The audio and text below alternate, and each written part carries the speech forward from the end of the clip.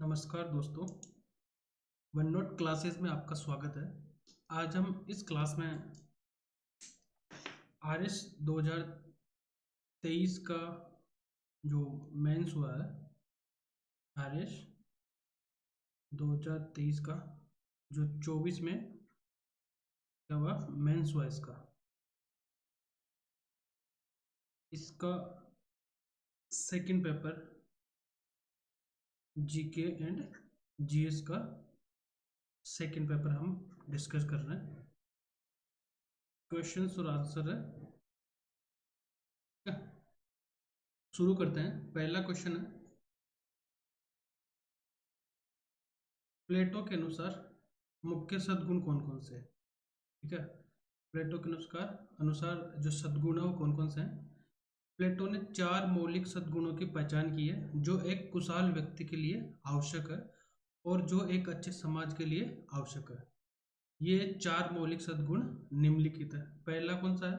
विवेक। ठीक है, सही विचार और बुद्धि का सद्गुण। दूसरा है न्याय। ठीक है, एक मिनट।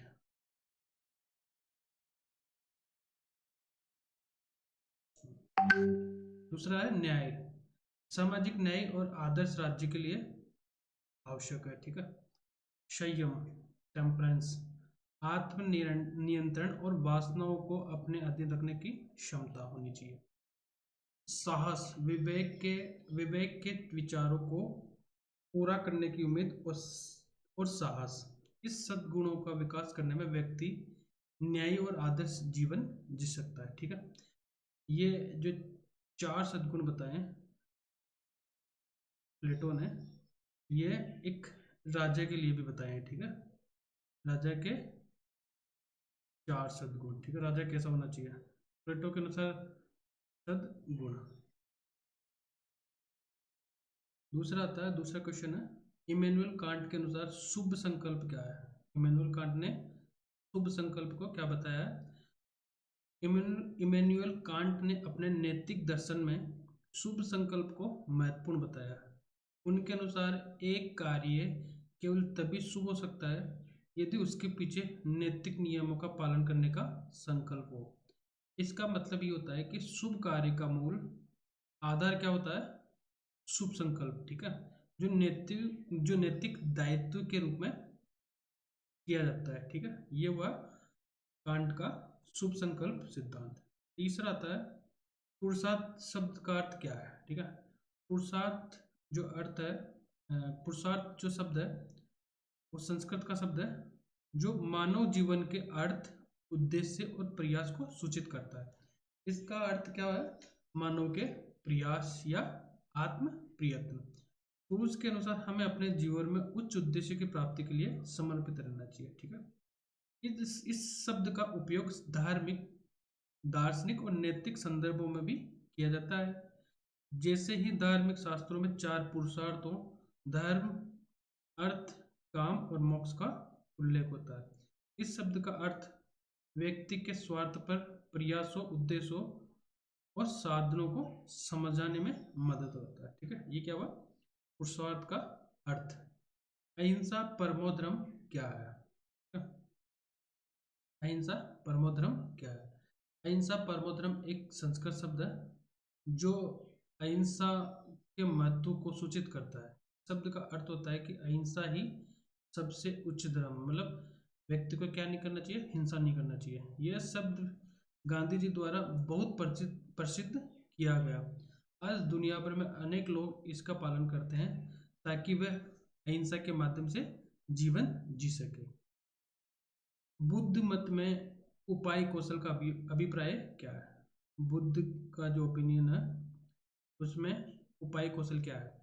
बुद्ध के दर्शन में उपाय कौशल का महत्वपूर्ण स्थान है। उनके अनुसार उपाय कौशल व्यक्ति के आत्म विकास और मोक्ष की प्राप्ति के लिए आवश्यक है।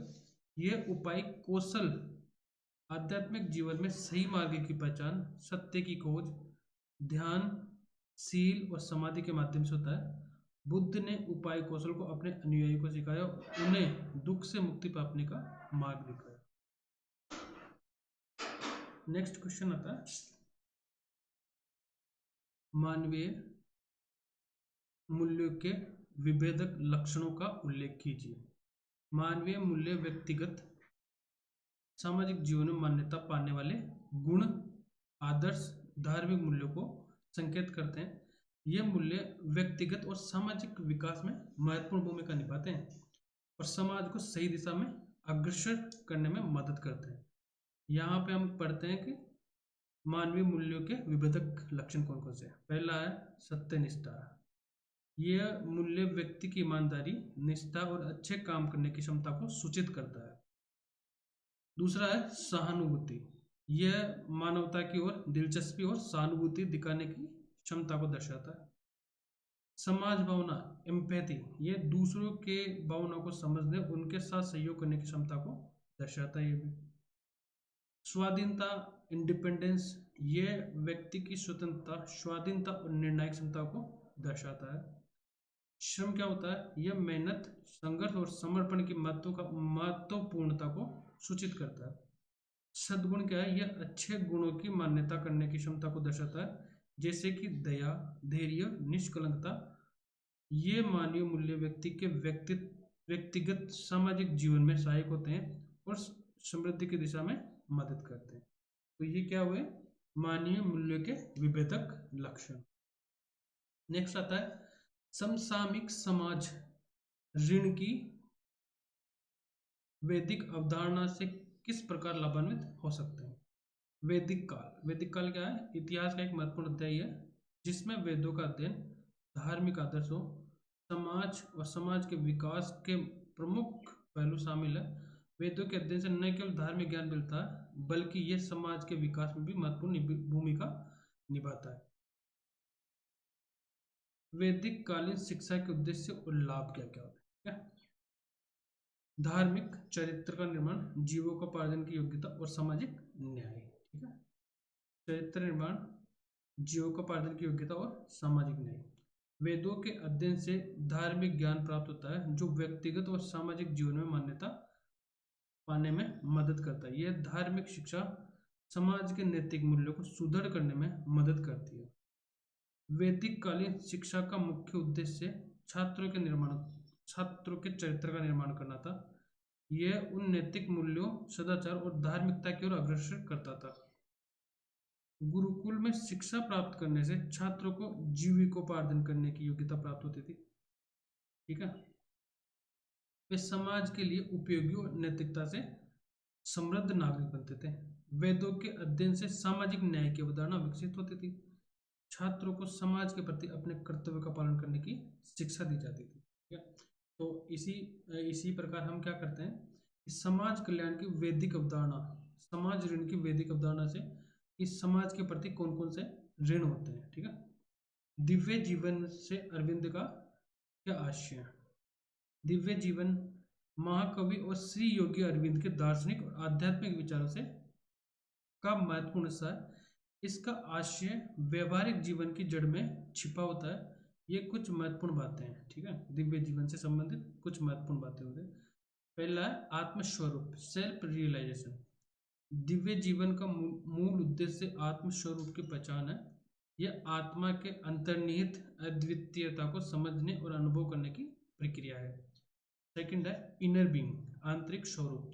दिव्य जीवन में आंतरिक स्वरूप की महत्वपूर्णता है।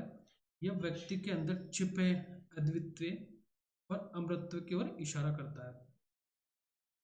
थर्ड है आत्मबोध। दिव्य जीवन में आत्मबोध की प्राप्ति होती है। यह आत्मा के असली स्वरूप को जानने की प्रक्रिया है। अरविंद जी के द्वारा दिव्य जीवन का अध्ययन और अनुभव उनके विचारों के अनुसार व्यक्ति को आध्यात्मिक उन्नति की दिशा में मदद करता है। ये जीवन को एक अद्वितीय और दिव्य अनुभव बनाने की ओर बढ़ाता है। नेक्स्ट आता है गांधी जी के अनुसार स्वराज का आदर्श क्या है? गांधी जी के अनुसार स्वराज का आदर्श एक अत्यधिक महत्वपूर्ण गहरे विचारों का संगम है।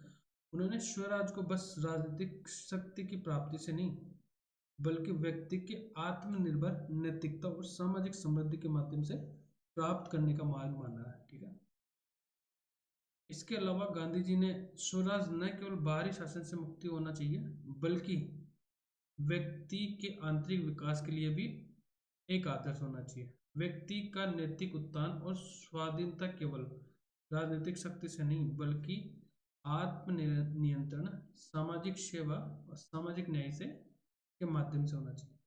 गांधी जी की पुस्तक हिंद स्वराज में वे इस आदर्श का व्याख्यान करते हैं। भारतीय स्वतंत्रता संग्राम के माध्यम से इसे प्राप्त करने की दिशा में अपने विचार प्रस्तुत करते हैं। ठीक है, टैगोर के अनुसार मानव का आधिक्य क्या है? ठीक है, मानव का आधिक्य, टैगोर गुरुदेव के नाम से जाना जाता है। भारतीय साहित्यकार, कवि, दार्शनिक और नोबेल पुरस्कार विजेता थे। उन्होंने मानव की महानता को दुरुस्तता के साथ बनाया गया होने की सोच को खारिज किया है। ठीक है, उन्होंने क्या किया है, जो मानव की महानता को दुष्टता के साथ बनाया गया होने की सोच को खारिज किया। उनके अनुसार मानव की महानता का एक ही रास्ता है जो केवल राजनीतिक शक्ति से प्राप्त होता है। व्यक्ति के हितों को महत्व देने, आध्यात्मिक उन्नति की दिशा में अग्रसर होने, समाज से सर्वोपरि मानव को मानने के माध्यम से ही मानव की महानता प्राप्त की जा सकती है। तो ये क्या हुआ, मानव का आधिक्य। समाज सुधार की दिशा में प्रशासन की भूमिका की चर्चा कीजिए। समाज सुधार की दिशा में प्रशासन की भूमिका एक महत्वपूर्ण विषय। पहला है लोक प्रशासन।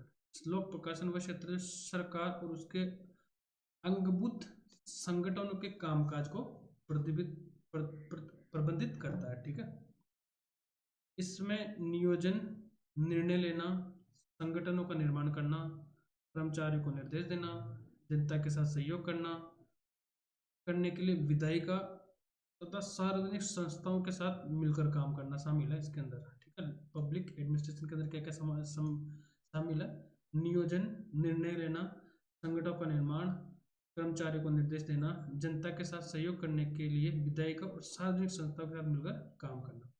लोक प्रशासन का उद्देश्य सामाजिक न्याय, समाज कल्याण और सामाजिक सुधार की दिशा में काम करना। दूसरा है समाज सुधार, सोशल रिफॉर्म। समाज सुधार आंदोलन भारतीय इतिहास में महत्वपूर्ण थे। इन आंदोलन के माध्यम से धार्मिक और सामाजिक बदलाव की दिशा में कई सुधार हुए। ये आंदोलन नारी सशक्तिकरण, विधवा पुनर्विवाह, शिक्षा, जाति व्यवस्था के खिलाफ, बाल विवाह और सती प्रथा के खिलाफ थे। इन सुधारों के माध्यम से समाज में न्याय, समानता और सामाजिक उन्नति की दिशा में कदम बढ़े। थर्ड आता विकास एडमिनिस्ट्रेशन। विकास प्रशासन उन देशों के लिए महत्वपूर्ण है जो स्वतंत्रता प्राप्त करने के बाद अविकसित अर्थव्यवस्था से विकसित अर्थव्यवस्था की ओर जा रहे हैं। ठीक है, नेक्स्ट क्वेश्चन आता है परिणाम निरपेक्षवाद और परिणाम सापेक्षवाद की विशेषताएं बताएं। इन दोनों दृष्टिकोणों में से प्रशासक के लिए अधिक उपयुक्त कौन सा और क्यों? परिणाम निरपेक्षवाद नैतिक सार्वभौमिक इसे कहा जाता है, और परिणाम सापेक्षवाद दोनों ही नैतिक दार्शनिक दृष्टिकोण है जो प्रशासन के लिए अलग अलग प्रस्तावना और उपयुक्तता रखते हैं।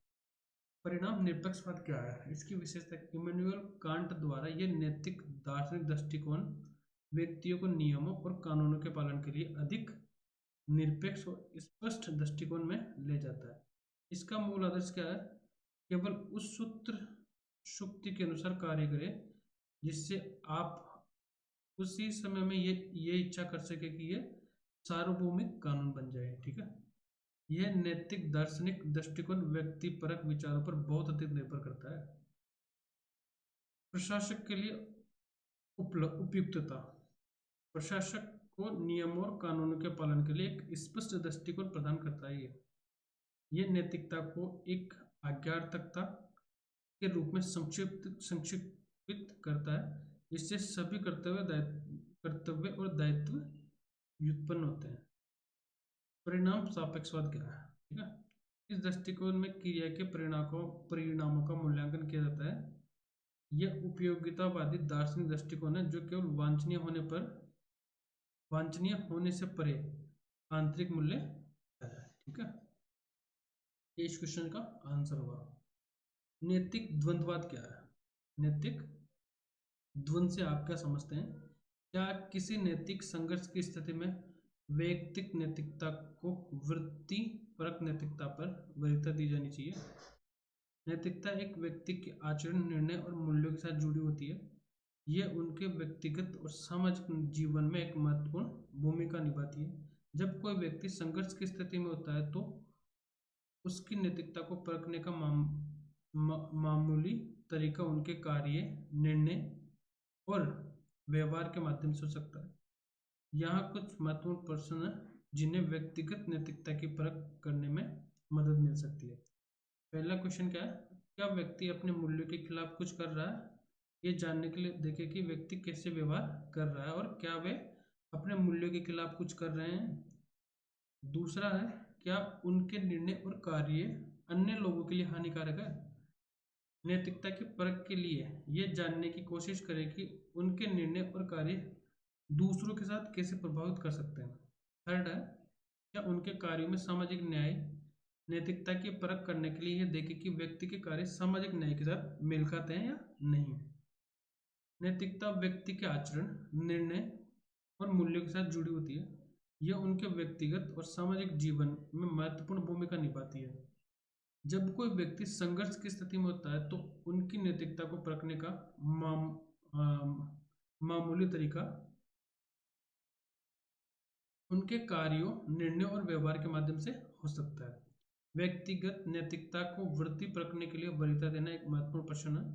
ये जानने में मदद कर सकता है कि व्यक्ति के नैतिक विकल्प क्या है और उन्हें सही दिशा में ले जाने के लिए कौन से कार्य उपयुक्त हो सकते हैं। व्यक्तिगत नैतिकता को वृत्ति परखने के लिए वरीयता देने का एक तरीका है कि व्यक्ति के निर्णय को उनके मूल्यों और नैतिक मानदंडों के साथ मिलाने का प्रयास किया जाए। यह उनके नैतिक विकल्पों को समझने में मदद कर सकता है और उन्हें सही दिशा में ले जाने के लिए कौन से कार्य उपयुक्त हो सकते हैं। ठीक है, इस विषय पर गहराई से विचार करने के लिए आपको अपने व्यक्तिगत नैतिकता के मूल्यों और मानदंडों को समझने की आवश्यकता होती है। ये आपके व्यक्तिगत अनुभव, शिक्षा, सामाजिक परिप्रेक्ष्य के आधार पर देखा गया है। ठीक है, ठोस कार्बन डाइऑक्साइड को सूक्ष्म बर्फ क्यों कहते हैं? ठीक है, नेक्स्ट क्वेश्चन कौन सा? ठोस कार्बन डाइऑक्साइड को शुष्क बर्फ क्यों कहते हैं? ठोस कार्बन डाइऑक्साइड को शुष्क बर्फ कहा जाता है। ये रोचक वैज्ञानिक तथ्य हैं।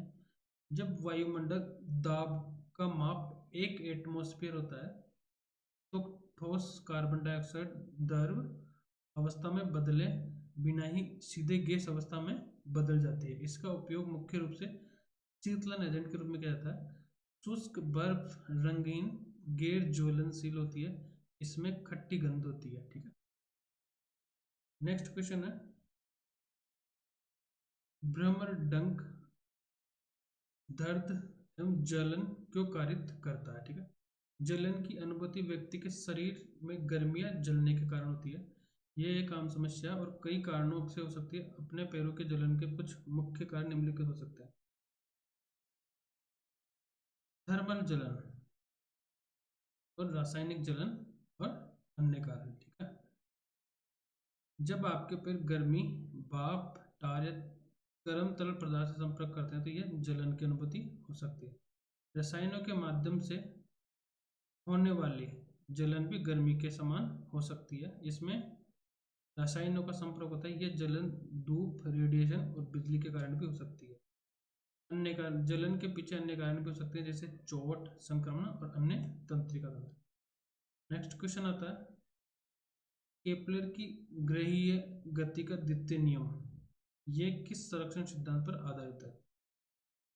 केपलर का जो द्वितीय नियम है, ग्रह को सूर्य से मिलाने वाली रेखा समान समयांतराल में समान क्षेत्रफल तय करती है। इसका अर्थ है कि जब ग्रह सूर्य के चारों ओर घूमता है तो वह अपनी कक्षा के नाभि के निकट और दूर स्थित भागों में बराबर क्षेत्रों को घूमता है। यह नियम सूर्य और ग्रहों के बीच की गति के रूप में व्यापक रूप से प्रयोग होता है। यह ग्रहों की आवर्त काल को व्यवस्थित तरीके से व्यक्त करता है। इस नियम के अनुसार ग्रह की क्षेत्रफलीय चाल नियत रहती है, जिसका मतलब है कि ग्रह सूर्य के चारों ओर घूमते समय घूमते समय के समान अंतराल में समान क्षेत्रफल को पार करता है। नेक्स्ट क्वेश्चन है, डीएनए वैक्सीन क्या है? डीएनए वैक्सीन क्या है? विश्व के प्रथम कोविड-19 डीएनए वैक्सीन का नाम क्या है? डीएनए डीऑक्सीराइबोस न्यूक्लिक एसिड एक आनुवंशिक कोड है जो माता पिता से उनके बच्चों तक जानकारी पहुंचाता है। यह सभी के लिए एक अद्वितीय कोड होता है क्योंकि अलग अलग व्यक्तियों को अपने माता पिता से जीन के विभिन्न सेट विरासत में मिलते हैं। डीएनए आनुवंशिक सामग्री के निर्माण खंड होते हैं और सभी वंशानुगत विशेषताओं को नियंत्रित करने के लिए जिम्मेदार होते हैं। इनके अमीनो एसिड अनुक्रमों के लिए डीएनए कोड में न्यूक्लियोटाइड्स और 3 अलग अलग प्रकार से बने होते हैं जिन्हें हम एडेनिन, साइटोसिन और ग्वानिन कहते हैं। इन न्यूक्लियोटाइडों से युक्त डीएनए कोड को इंट्रानेजल वैक्सीन के रूप में भी जाना जाता है।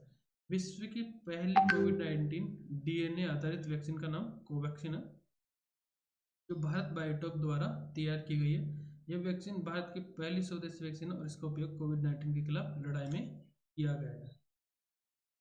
नेक्स्ट क्वेश्चन, आईपी एड्रेस और मैक एड्रेस में डिफरेंसेस क्या है? मैक एड्रेस एक भौतिक पता है जो किसी नेटवर्क पर प्रत्येक डिवाइस की विशिष्ट रूप से पहचान करता है। यह नेटवर्क में भाग लेने वाले उपकरणों के बीच संचार के लिए उपयोग होता है। मैक एड्रेस आनुवंशिक रूप से निर्मित होते हैं, नेटवर्क इंटरफेस कार्ड के द्वारा निर्दिष्ट किए जाते हैं। दूसरा आता है, पहला मैक एड्रेस हो गया, दूसरा आईपी एड्रेस। आईपी एड्रेस विशिष्ट रूप से डिवाइस के इंटरफेस के लिए नेटवर्क कनेक्शन की पहचान करता है। यह इंटरनेट प्रोटोकॉल के द्वारा निर्दिष्ट किया जाता है और नेटवर्क से जुड़े उपकरणों को सौंपा जाता है। आईपी एड्रेस इंटरनेट पर डेटा रूट करते हैं और नेटवर्क कॉन्फ़िगरेशन के आधार पर बदल सकते हैं। चिरसम्मत अभिकलन और क्वांटम अभिकलन के बीच कोई दो अंतर लिखिए। ठीक है, ये क्वेश्चन है। नेक्स्ट क्वेश्चन, चिरसम्मत अभिकलन क्या है? चिरसम्मत अभिकलन वह प्रक्रिया जिसमें डिजिटल बिट्स का उपयोग करके जानकारी प्रसंस्करण किया जाता है। इसमें बाइनरी लॉजिक 0 और 1 का उपयोग होता है और यह क्लासिकल फिजिक्स के नियमों पर आधारित होता है। चिरसम्मत अभिकलन के उपकरण जैसे कंप्यूटर, स्मार्टफोन और सर्वर बाइनरी बिट्स का उपयोग करके जानकारी को संग्रहण करते हैं। ठीक है, क्वांटम कंप्यूटिंग क्या होती है? एक नई प्रकार की कंप्यूटिंग है जो क्वांटम मैकेनिक्स के नियम पर आधारित होती है। इसमें क्वांटम बिट्स का उपयोग होता है जो एक समय में 0, 1 या उनके सुपरपोजिशन के रूप में हो सकते हैं। क्वांटम अभिकलन के उपकरण अद्भुत गुणों के साथ पाए जाते हैं जैसे 2 बिट्स की अंतर्दृष्टि और शोर एल्गोरिथम। इस तरह क्वांटम या चिरसम्मत अभिकलन और क्वांटम अभिकलन दोनों ही कंप्यूटिंग के विभिन्न दृष्टिकोणों को प्रस्तुत करते हैं। नेक्स्ट क्वेश्चन है, बर्डमैन ऑफ इंडिया के नाम से जानने वाले वैज्ञानिक का नाम, संक्षिप्त में उनके योगदानों का उल्लेख कीजिए। ठीक है, भारत में बर्डमैन के नाम से कौन जाने जाते हैं? सलीम अली। उन्होंने पक्षियों के अध्ययन में लगभग 65 साल समय बिताया और उन्हें परिंदों का चरता फिरता विश्व को कहा गया है। उनका जन्म 12 नवंबर 1896 को मुंबई, महाराष्ट्र में हुआ। उन्होंने पक्षियों के संरक्षण में महत्वपूर्ण योगदान दिया और भारतीय पक्षी विज्ञानी के रूप में याद किया जाता है। मिल्कमैन ऑफ इंडिया किसको कहा गया? Doctor Verghese Kurien milkman of India के रूप में जाना जाता है। उन्होंने दूध की कमी से जूझने वाले देश को दुनिया का सबसे ज्यादा दूध उत्पादन करने वाला देश बनाने में महत्वपूर्ण भूमिका निभाई। उनका जन्म केरल के कोझिकोड में 26 नवंबर 1921 को हुआ था। उन्होंने अमूल की स्थापना की और भारत को दुनिया के सबसे बड़े दूध उत्पादक देश बनाया। उनके योगदान ने देश के दूध उत्पादन में तीव्र वृद्धि की दिशा में महत्वपूर्ण योगदान किया। उन्होंने भारतीय पक्षी विज्ञानी के रूप में भी याद किया जाता है। ठीक है, सॉरी, ये इसका आंसर नहीं है। ये मिससे हो गया क्या, उन्हें दूध उत्पादन के तीव्र वृद्धि में महत्वपूर्ण योगदान दिया। नेक्स्ट आता है राष्ट्रीय सुपर कंप्यूटिंग मिशन क्या है। इस मिशन की कोई तीन मुख्य सॉरी मुख्य उपलब्धियां लिखी है, ठीक है। राष्ट्रीय सुपर कंप्यूटिंग मिशन भारत सरकार द्वारा किया गया जो भारत में सुपर कंप्यूटिंग क्षमताओं को बढ़ावा देने का उद्देश्य रखता है। यह मिशन विभिन्न शैक्षणिक और अनुसंधान संस्थानों को जोड़कर एक विशाल सुपर कंप्यूटिंग ग्रिड बनाने के लिए है। यह कुछ महत्वपूर्ण उपलब्धियां हैं। सुपर कंप्यूटिंग क्षमता का विकास। नेशनल सुपर कंप्यूटिंग मिशन के तहत भारत में विभिन्न सुपर कंप्यूटरों का डिजाइन और निर्माण किया गया है। इन सुपर कंप्यूटर के माध्यम से अनुसंधान, विज्ञान और प्रौद्योगिकी जैसे क्षेत्र में उच्च प्रदर्शन की आवश्यकता को पूरा किया जा सकता है। स्वदेशीकरण।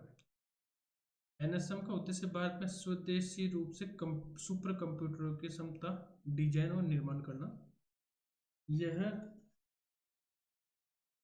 यह भारत को अकादमिक शोधकर्ताओं, स्टार्टअप की बढ़ती कंप्यूटेशनल मांगों को पूरा करने के लिए सुपर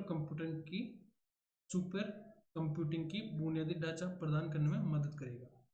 इसका उपयोग होगा एनएसएम के तहत भारत में विभिन्न क्षेत्रों में सुपर कंप्यूटिंग की विशेष उपयोगिता हुई, जैसे कि मौसम की भविष्यवाणी, जीवन विज्ञान और अन्य वैज्ञानिक अनुसंधान।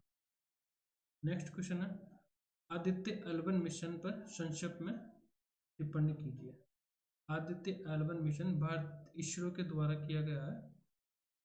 यह सूर्य की ऊपरी वायुमंडल, क्रोमोस्फीयर और कोरोना के गतिविधियां, फोटोस्फीयर और सौर वायु की मूल विश्लेषण के लिए डिजाइन किया गया है।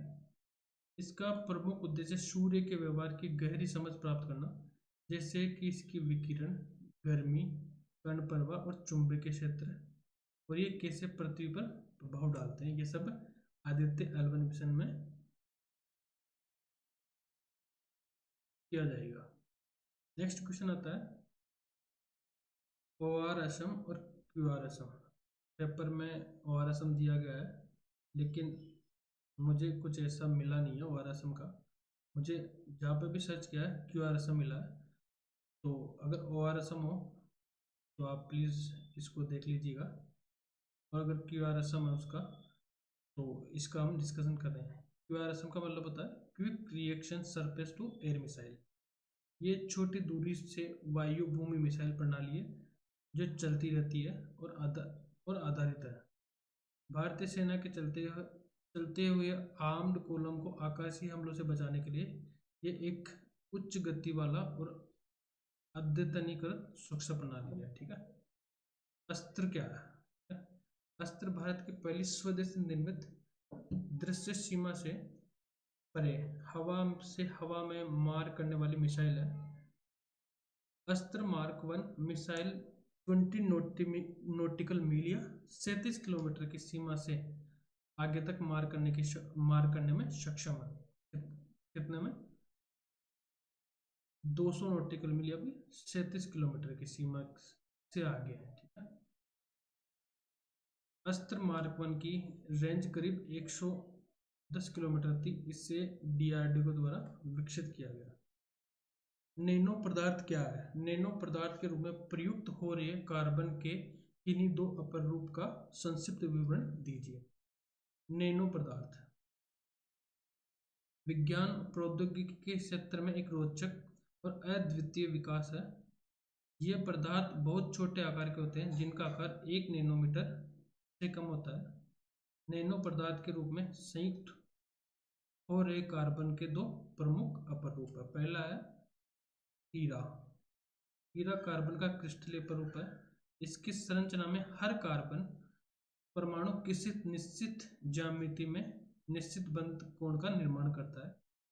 हीरा एक अद्वितीय गुणों वाला पदार्थ है जो विशेष ताप और विद्युत चालकता रखता है।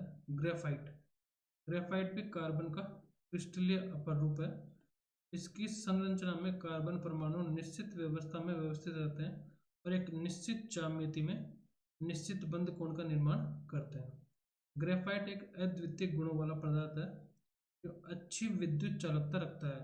इन नैनो पदार्थों का अध्ययन विभिन्न क्षेत्रों में उपयोगी होता है, जिससे कि उच्च ताप और विद्युत चालकता वाले उपकरणों में ये नैनो स्केल सामग्री के अद्वितीय गुणों को समझने और नियंत्रित करने में मदद करते हैं। ठीक है, नेक्स्ट क्वेश्चन आता है एमआरआई क्या होती है। एमआरआई सिद्धांत एवं कार्य प्रणाली की संक्षिप्त विवेचना कीजिए। इसे एक्सरे टोमोग्राफी की तुलना में अधिक सुरक्षित क्यों माना गया है। एमआरआई एक चिकित्सा इमेजिंग प्रणाली है जो शरीर की अंदर की विस्तृत छवियां बनाने के लिए चुंबकीय क्षेत्र और कंप्यूटर से उत्पन्न रेडियो तरंगों का उपयोग करती है। यह एक्सरे की तुलना में अधिक विस्तृत छवियां प्रदान करती है। इसमें विकिरण का उपयोग नहीं होता है। ठीक है, एमआरआई कैसे काम करता है। यह एक मजबूत चुंबकीय क्षेत्र का उत्पादन करने के लिए शक्तिशाली चुंबक का उपयोग करता है। जब किसी व्यक्ति को एमआरआई मशीन में रखा जाता है तो मजबूत चुंबकीय क्षेत्र उसके शरीर में प्रोटॉन को क्षेत्र को साथ संरेखित करने के लिए मजबूर करता है। मशीन में सेंसर उस दर का पता लगा सकते हैं जिस पर प्रोटॉन चलते हैं और एक छवि बनाते हैं। इसके द्वारा विभिन्न ऊतकों में अणु होते हैं और अलग अलग दरों पर चलते हैं। एक प्रशिक्षित रेडियोलॉजिस्ट छवियों पर दिखाई देने वाले ऊतकों के प्रकार को अलग कर सकता है। एमआरआई करने के लिए प्रयोग किया जाता है। यह विशेष रूप से नरम ऊतकों, जोड़ों, केंद्रीय तंत्रिका तंत्र से जुड़े संक्रमणों के निदान में उपयोगी होता है। उच्च रिजोल्यूशन वाली छवियां प्रदान कर सकता है। सूजन, एडिमा या मवाद की लिए होता है। ठीक है, नेक्स्ट क्वेश्चन है श्री अन्न क्या है और उन्हें पोषक धान्य क्यों माना जाता है। श्री अन्न, जिसे अक्सर क्या माना जाता है, मोटा अनाज या सुपर फूड के नाम से भी जाना जाता है। एक प्रकार का अनाज है जो खाद्य में महत्वपूर्ण है। इसे भारत सरकार ने बजट में विशेष महत्व दिया है। श्री अन्न को देवान भी कहा गया है और यह अनाजों में सर्वश्रेष्ठ माना जाता है। विशेष रूप से ज्वार, रागी, बाजरा, रामदाना, चीना और सामाश्री अन्न के उपयोग में शामिल होते हैं। सामाश्री अन्न के उपयोग में शामिल होते हैं। नेक्स्ट क्वेश्चन है मानव के आहार नाल से संबंध पाचक तंत्रिका एवं उनके स्त्रवण का वर्णन कीजिए। ठीक है, मानव का पाचन तंत्र, जिसे आहार नाल भी कहा जाता है, एक महत्वपूर्ण अंग है जो खाद्य को उपयोगी तत्वों में विभाजित करने में मदद करता है। यह नालमुख से लेकर मलाशय गुदा तक विस्तृत होती है। यह नाल निम्नलिखित भागों से मिलकर बनती है। पहला होता है मुख्य गुहा, यहाँ से खाद्य की प्रक्रिया शुरू होती है। जीवा भोजन का स्वाद कर सकती है और दांत भोजन को छोटे छोटे टुकड़ों में तोड़ देते हैं। लार ग्रंथियों से लार मुख गुहा से आती है। यहाँ लार में टोइलिन नामक एंजाइम होता है जो भोजन में विद्यमान स्टार्च को माल्टोज में बदल देता है। मुख गुहा में ये कार्य होता है। फिर होता है फेरिंग्स, जिसको क्या बोलते हैं, ग्रशिका। ये भोजन को ग्रहणी में ले जाने के लिए होता है। ग्रहणी में भोजन को चित्राम्ल के साथ मिलाकर तब तक जोड़ा जाता है जब तक ये ग्रहणी में नहीं जाता, जो शुद्रांत का प्रथम भाग है, आमाशय। ये भोजन को जठरामल के साथ मिलाकर तब तक तोड़ा जाता है जब तक कि यह ग्रहणी में नहीं जाता। शुद्रांत यह भोजन को आतरस के साथ शेकस एंट्रिकस के साथ मिलाकर तैयार करता है। लास्ट स्टेप होती है गुदा। यह पाचन के अपशिष्ट उत्पादों को मलाशय से गुदा के माध्यम से त्याग किया जाता है। नेक्स्ट क्वेश्चन आता है एरावत क्या है। नेक्स्ट क्वेश्चन, एरावत का पूर्ण रूप क्या है, इसकी चार ढांचागत अवस्था का लिखिए। एरावत भारत सरकार के विचारक गुण नीति आयोग द्वारा प्रकाशित एक अप्रोच पेपर है जो भारत के लिए एक विशेष एआई क्लाउड कंप्यूटिंग इंफ्रास्ट्रक्चर की स्थापना की दिशा में है। यह इंफ्रास्ट्रक्चर भारत के लिए अनुसंधानकर्ताओं और नवाचारों के लिए एक विशेष सुपर कंप्यूटर की आवश्यकता को पूरा करने के लिए है। एरावत की 4 ढांचागत आवश्यकताएं कौन कौन सी है? पहली है AI specific cloud computing infrastructure है। एरावत एक विशेष एआई क्लाउड कंप्यूटिंग इंफ्रास्ट्रक्चर के निर्माण की दिशा में है। इसका उद्देश्य भारत में अनुसंधान और नवाचार के क्षेत्र में एआई के अनुप्रयोग को बढ़ावा देना है। गवर्नेंस, दूसरे क्या? गवर्नेंस। एरावत की सही गवर्नेंस संरचना के तहत इसका प्रबंधन किया जाएगा। वित्तीय प्रभाव। एरावत की वित्तीय प्रभाव की जांच की जाएगी। अन्य देशों के साथ तुलना। एरावत की विकास की प्रक्रिया में दुनिया भर में अन्य समर्थन कर रहे सुपर कंप्यूटिंग इंफ्रास्ट्रक्चर की तुलना की जाएगी। इस प्रकार एरावत भारतीय अनुसंधानकर्ताओं और नवाचारों के लिए एक महत्वपूर्ण संशोधन होगा जो एआई के क्षेत्र में नवाचार और अनुसंधान को बढ़ावा देगा। चैट जीपीटी के बारे में संक्षिप्त में वर्णन कीजिए। चैट जीपीटी एक एआई आर्टिफिशियल इंटेलिजेंसी आधारित भाषा मॉडल है जो लेखक, संवाददाता और कंप्यूटर प्रोग्रामिंग संस्करण के लिए उपयोग किया जाता है। इसका विज्ञान भाषा समझ प्रक्रिया के तरीके पर आधारित है। यह एक ओपन एआई द्वारा बनाया गया है। इसका उद्देश्य उपयोगकर्ताओं को उनके प्रश्नों या संकेतों के लिए मानव जैसी प्रक्रियाएं उत्पन्न करने में सहायक करता है। ठीक है, नेक्स्ट क्वेश्चन आता है कृत्रिम बुद्धिमत्ता के संदर्भ में न्यूरल जाल क्या है? कृत्रिम बुद्धिमत्ता एक रोमांचक और रहस्यमय विज्ञान है जो आधुनिक कंप्यूटर विज्ञान के कूटभाषी जाल में छिपा है। इसमें मशीनों में मानव बुद्धि की नकल या अनुकरण की जाती है। यह विज्ञान कंप्यूटर प्रोग्रामिंग के दुनिया में एक महत्वपूर्ण दिशा है। कृत्रिम बुद्धिमत्ता के अंतर्गत न्यूरल जाल एक महत्वपूर्ण तकनीक है। ये जाल मानवीय बुद्धि के अनुकरण करने में अत्यंत उपयोगी होते हैं। ये और विभिन्न क्षेत्रों में उपयोग होते हैं जैसे कि चिन्हावर्धन, भाषा प्रोसेसिंग और डेटा विश्लेषण। ये जाल बड़े डेटा सेट पर अध्ययन करके स्वयं सीखते हैं और निर्णय लेते हैं।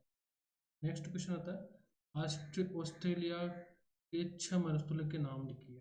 ऑस्ट्रेलिया जिसे डाउन अंडर भी कहा जाता है विश्व के सबसे बड़े द्वीपीय देशों में से एक है और इनके अंदर कई रूपांतरित भूभाग है। यहाँ कुछ मरुस्थलों के नाम है। पहला ग्रेट विक्टोरियन, ये ऑस्ट्रेलिया के पश्चिमी भाग में है। दूसरा तनामी डेजर्ट, ऑस्ट्रेलिया के उत्तर पश्चिम भाग में है। नॉर्दर्न टेरिटरी और वेस्टर्न ऑस्ट्रेलिया में फैला हुआ है। सिम्पसन डेजर्ट, ये ऑस्ट्रेलिया के मध्य पश्चिमी भाग में स्थित है। उसमें बाजरा और वेस्टर्न ऑस्ट्रेलिया के से शामिल है। बाजरा और वेस्टर्न ऑस्ट्रेलिया के से गिब्सन मरुस्थल, ये ऑस्ट्रेलिया के पश्चिम भाग में वेस्टर्न ऑस्ट्रेलिया में फैला हुआ है। ठंडी मरुस्थल, ये ऑस्ट्रेलिया के न्यू साउथ वेल्स के राज्य में स्थित है। लीकी मरुस्थल, ये ऑस्ट्रेलिया के नॉर्दर्न टेरिटरी में है। कृष्णा नदी की 8 सहायक नदियां कौन कौन सी है?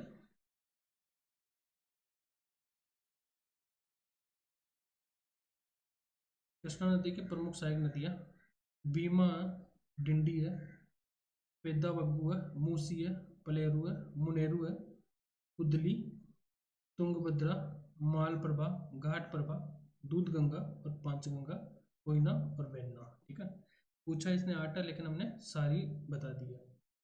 राजस्थान के किन जिलों में साबरमती नदी प्रभावित होती है? इन सहायक नदियों के नाम लिखे। साबरमती नदी उदयपुर जिले के दक्षिण पश्चिमी हिस्से से निकलकर गुजरात में प्रवेश करती है। इसकी सहायक नदियाँ कौन कौन सी है? वाकल नदी है एक तो, हरनाव नदी और हतमती नदी। राजस्थान के प्रमुख रॉक फोस्फेट उत्पादन क्षेत्रों के नाम दीजिए और इनका उपयोग बताइए। झामरकोटला एक बिरमानिया है जैसलमेर में और सलोपत है बांसवाड़ा में। ठीक है, रॉक फोस्फेट खाद्य पौधों के लिए फास्फोरस की आवश्यकता पूरा करने में मदद करता है। यह पौधों की जड़ों को मजबूत बनाता है उनमें फल फूल लगने में मदद करता है और पौधों के स्वस्थ विकास में महत्वपूर्ण भूमिका निभाता है। कार्बोनिफेरस काल के समय और अंतराल तथा इसकी प्रमुख विशेषताओं का वर्णन कीजिए। ठीक है, नेक्स्ट क्वेश्चन है ये। कार्बोनिफेरस काल पृथ्वी के इतिहास के भूगर्भीय काल में से एक है। यह पेलियोजोइक युग को बनाने वाले काल में से एक है। इसे डेवोनियन और पर्मियन काल के बीच रखा गया है। कार्बोनिफेरस नाम का अर्थ होता है कोयला असर। इसका यह नाम इसलिए पड़ा क्योंकि यह वह काल है जिसमें पृथ्वी का अधिकांश कोयला उत्पादित किया गया है। कार्बोनिफेरस को कभी कभी उभयचरों का युग कहा जाता है क्योंकि उभयचर उस काल के अधिकांश भाग में भूमि कशेरुकियों का प्रमुख रूप थे। कार्बोनिफेरस काल 348.9 मिलियन वर्ष पहले डेवोनियन काल के अंत में शुरू हुआ और 298 मिलियन वर्ष पहले पर्मियन काल की शुरुआत में समाप्त हुआ। कार्बोनिफेरस काल में एक महत्वपूर्ण घटना सभी महाद्वीपों का सुपर कॉन्टिनेंट पेंजिया में विलय होना था। इसने गर्म समुद्री हवाओं को बाधित किया जिससे वैश्विक तापमान में गिरावट आई, जिसके परिणाम स्वरूप व्यापक हिमनदीकरण हुआ। इसका एक परिणाम वर्षा वनों का एक बड़ा विनाश था जो बाद में कोयले में जीवाश्म बन गया। नेक्स्ट आता है भारत में उड़ीसा गुजरात। नेक्स्ट क्वेश्चन कौन सा? भारत में उड़ीसा गुजरात और झारखंड में प्रमुख बॉक्साइट खनन के क्षेत्र कौन कौन से?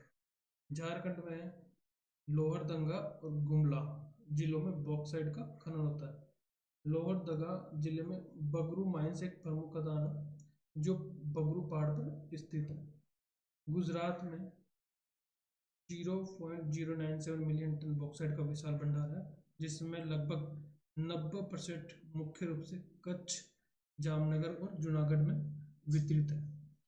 उड़ीसा राज्य के 95% से अधिक बॉक्साइट भंडार पूर्वी तट बॉक्साइट क्षेत्र में केंद्रित है, विशेष रूप से दक्षिण और पश्चिम भागों में, जिसमें कोरापुट, रायगढ़, कालाहांडी और बलांगीर जिले में शामिल है। ठीक है,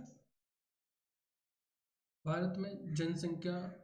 नेक्स्ट क्वेश्चन है भारत में जनसंख्या की उच्च वृद्धि के साथ साथ गिरावट की प्रकृति 1981 से 2000 की विवेचना कीजिए। भारत की जनसंख्या वृद्धि और गिरावट की प्रकृति को समझने के लिए यहाँ कुछ महत्वपूर्ण बातें हैं। जनसंख्या वृद्धि 2001 से 2011 के दौरान भारत की जनसंख्या में दशकीय वृद्धि 17.64% थी।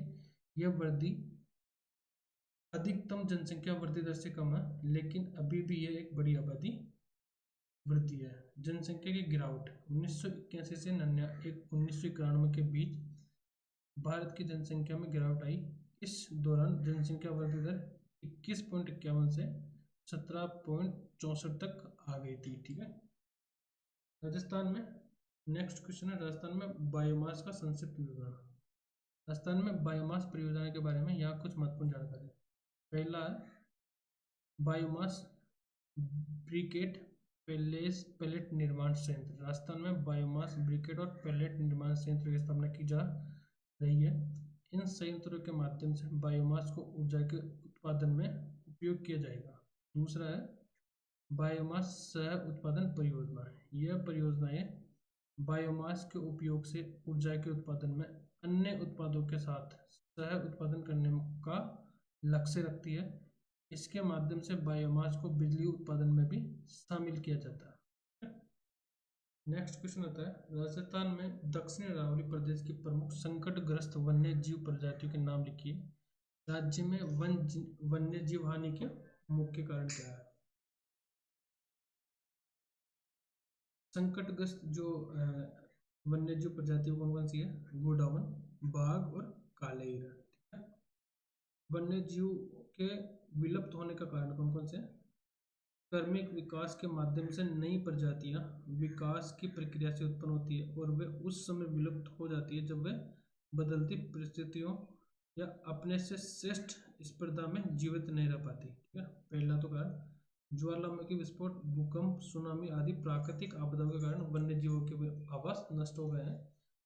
तीसरा, जनसंख्या वृद्धि के कारण मानव की बस्तियां बढ़ती गई। मनुष्य ने आवास, कृषि, उद्यानों हेतु वन भूमि का उपयोग किया, जिससे जीवों के आवास पर संकट उत्पन्न हो गया। चौथा है, वन्य जीवों का अवैध शिकार होने लगा, जिससे कि संख्या कम हो गई या विलुप्त हो गए। जीवों के विलुप्त होने का एक कारण प्रदूषण भी है। नेक्स्ट क्वेश्चन आता है, विश्व में ओजोन के ओजोन परत के क्षरण के कारणों और प्रभावों की विवेचना कीजिए। ओजोन परत विश्व के ऊपरी वायुमंडल में स्थित है और हमारी पृथ्वी को हानिकारक यूवी किरणों से बचाता है। यह एक महत्वपूर्ण गैस है जो हमारे जीवन के लिए अत्यधिक महत्व रखता है। कारण, यूवी किरणों का अवशोषण करती है। ओजोन परत अल्ट्रावायलेट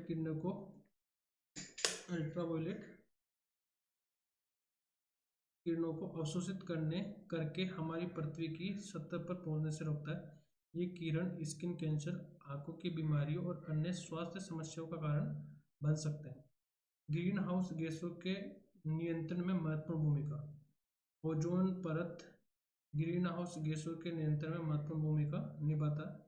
यह गैस ग्लोबल वायुमंडल की ऊंचाइयों पर फैली रहती है और जलवायु परिवर्तन को नियंत्रित करने में मदद करती है। प्रभाव क्या होता है? जलवायु परिवर्तन के प्रति सुरक्षा। ओजोन परत का अभाव, अधिक यूवी किरणें पृथ्वी की सतह पर पहुंचती है, जिससे जलवायु परिवर्तन की गति बढ़ जाती है। ठीक है, जीवों के स्वास्थ्य के लिए महत्वपूर्ण है। ओजोन परत के अभाव में जीवों को अधिक अल्ट्रावायलेट किरणों का सामना करना पड़ सकता है, जो उनके स्वास्थ्य के लिए हानिकारक है। नेक्स्ट क्वेश्चन है, अल नीनो का भारतीय मानसून पर प्रभाव। अल नीनो एक महत्वपूर्ण जलवायु प्रतिमान है जो भारतीय मानसून पर भी प्रभाव डालता है। ठीक है, एक मिनट डिलीट कर, ये आंसर मिलता है। एल नीनो क्या होता है? एल नीनो और ला नीनो दोनों प्रशांत महासागर में होने वाली परिघटनाएं हैं। एल नीनो के वर्षों में समुद्री तापमान में बढ़ोतरी होती है, जबकि ला नीनो के वर्षों में समुद्री तापमान कम होता है। ठीक है, एल नीनो और मानसून। भारत में एल नीनो के वर्षों में दक्षिणी पश्चिमी मानसून कमजोर पड़ जाता है, जिससे कई क्षेत्रों में सूखे की आशंका बढ़ जाती है। यह वैज्ञानिकों द्वारा प्रमाणित भी है। वैज्ञानिक अध्ययन। पिछले 10 वर्षों से वैज्ञानिक एल नीनो के प्रभाव को निश्चित रूप से जानने की लंबी अवधि की परियोजना चल रही है। नेक्स्ट क्वेश्चन आता है, भारतीय मानसून और तिब्बत का पठार। तिब्बत का पठार भारतीय मानसून के महत्वपूर्ण है। यह पठार ग्रीष्म ऋतु में गर्म हो जाता है और इसका तापमान निकटवर्ती क्षेत्र से 2-3 डिग्री सेल्सियस अधिक होता है। तिब्बत के पठार की ऊंचाई पर वायु ऊपर की ओर उड़ती है, जिससे भारतीय मानसून को प्रेरित करती है। ठीक है, भारतीय मानसून तिब्बत के पठार के प्रभाव के साथ जुड़ा है। तिब्बत के पठार के उच्च दबाव कोशिकाएं भारतीय मानसून के आगमन को प्रेरित करती है। नेक्स्ट क्वेश्चन है, भारत में पश्चिमी विक्षोभ।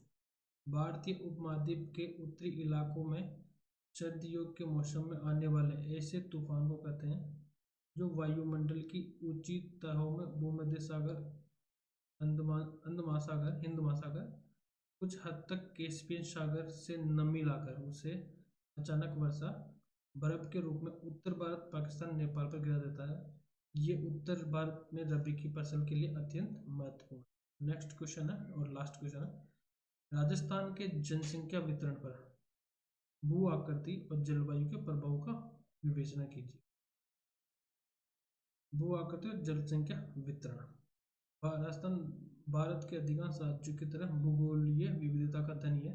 यहाँ पर विविध भू आकृतियाँ जैसे मरुस्थल, अरावली पर्वतमाला, थार मरुस्थल, बांसवाड़ा, धौलपुर प्लेट और जैसलमेर डेजर्ट।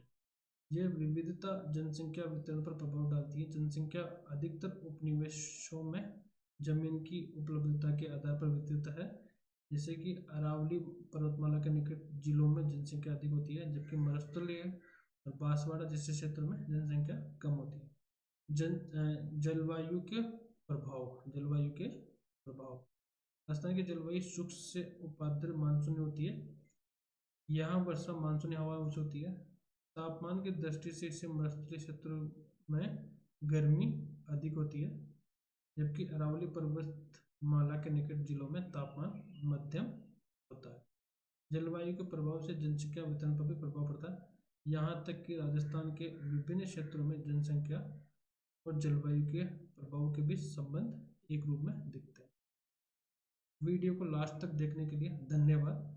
और चलते चलते आप चैनल को सब्सक्राइब कर दीजिएगा और वीडियो को शेयर भी कर दीजिएगा। धन्यवाद दोस्तों।